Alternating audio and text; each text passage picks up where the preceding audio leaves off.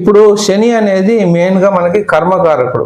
వృత్తిని కూడా ఎక్కువ డామినేట్ చేసేది కూడా శని. ఒక స్థానం నుంచి ఇంకో స్థానం మూవ్ అయ్యేటప్పుడు ఏ గ్రహమైనా సరే, ఈ 3 గ్రహాలు ఉన్నాయి. ఇవి గురువు, తర్వాత శని, తర్వాత రాహుకేతులు. వీళ్ళు చేంజ్ అయినప్పుడు ఏంటంటే చాలా డ్రాస్టిక్ చేంజెస్ అనేవి మనకి అవుతుందన్నమాట. ప్రపంచవ్యాప్తంగా చాలా చాలా చేంజెస్ అనేవి మనం చూడగలుగుతూ ఉంటాం. అయితే ఇప్పుడు శని ఎప్పుడైతే మీనరాశిలో వెళ్తుంటాడు, రాశి అనేది సైలెంట్ రాశి, అది ఎక్కువగా ఆర్భాటం అనేది ఉండదు. మీనరాశి అందరి ప్రొఫెషన్స్ లో ఏదో ఒక స్తబ్దత అనేది ఏర్పడుతూ ఉంటుంది. అందరికి కూడా పని చేయాలని ఇంట్రెస్ట్ అనేది చాలా మంది కోల్పోతారు ఈ టైంలో. ఎందుకంటే ఇది నిద్రాస్థానం, మీనరాశి అనేది నిద్రాస్థానం. అందుకోసం వర్క్ మీద కొద్దిగా ఇంట్రెస్ట్ అనేది కొద్దిగా లోపిస్తూ ఉంటుంది అనమాట. ఈ మేజర్ ప్లానెట్స్ ఎప్పుడైతే ట్రాన్సిట్ అవుతాయి, అంటే గురువు కానీ శని కానీ రాహుకేతులు, వీళ్ళు ట్రాన్సిట్ అయ్యే ముందర మనకి దీని ఎఫెక్ట్ అనేది 6 months బిఫోరే దాని ఎఫెక్ట్ అనేది